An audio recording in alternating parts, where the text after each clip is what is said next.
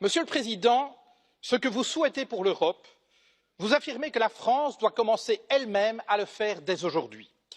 Votre action en France raconte une toute autre histoire, une histoire qui met à mal la devise de votre pays, liberté, égalité, fraternité. Où est la liberté?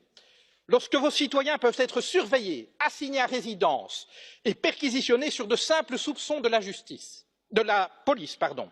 Où est la liberté lorsque des policiers armés débarquent au petit matin pour arrêter un groupe de jeunes dont le seul tort serait d'avoir occupé pacifiquement un chantier? Ma fille en était.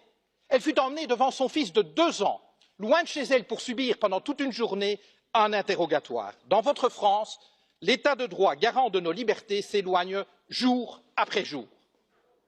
Liberté, égalité. Où est-elle l'égalité lorsque vous imposez toujours plus de précarité aux travailleurs alors qu'en même temps, vous faites des cadeaux fiscaux aux plus riches, ceux que vous aimez appeler les premiers de cordée?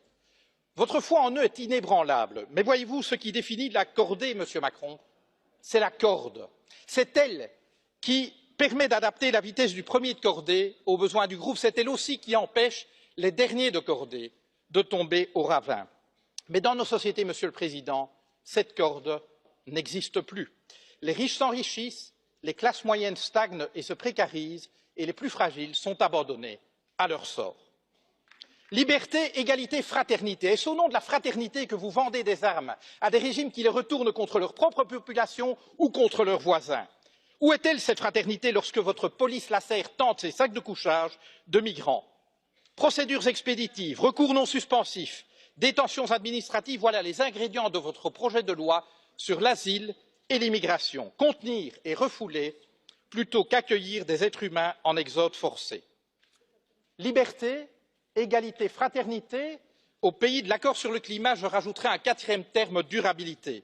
Vous dites vouloir la taxe carbone, la fin du glyphosate, la fin des voitures diesel, bravo. Mais vous restez en même temps un ardent promoteur des traités actuels de libre-échange et pire encore du nucléaire. Alors, vous avez permis, contrairement à votre prédécesseur, l'adoption par l'Union européenne d'une définition totalement laxiste des perturbateurs endocriniens. Alors, vous avez eu le courage de mettre un terme à ce projet insensé d'aéroport à Notre-Dame-des-Landes, mais c'est pour, dans la foulée, écraser dans la violence les projets de celles et ceux qui inventent depuis des années une manière différente de vivre. Monsieur le Président, un livre vous dit philosophe. Il affirme qu'aucun de vos mots n'est le fruit du hasard. Voici quelques mois, vous avez parlé des gens qui réussissent et des gens qui ne sont rien. Vous n'avez pas dit des gens qui ne font rien ou des gens qui n'ont rien. Vous avez parlé des gens qui ne sont rien. Voyez-vous, pour nous, le projet européen consiste précisément à faire en sorte que plus jamais, en aucun endroit de ce continent, aucune femme, aucun homme ne puisse être considéré comme rien ou se penser comme rien. Car considérer des êtres humains comme rien, c'est permettre de leur faire subir n'importe quoi, et cela, nous ne l'accepterons jamais.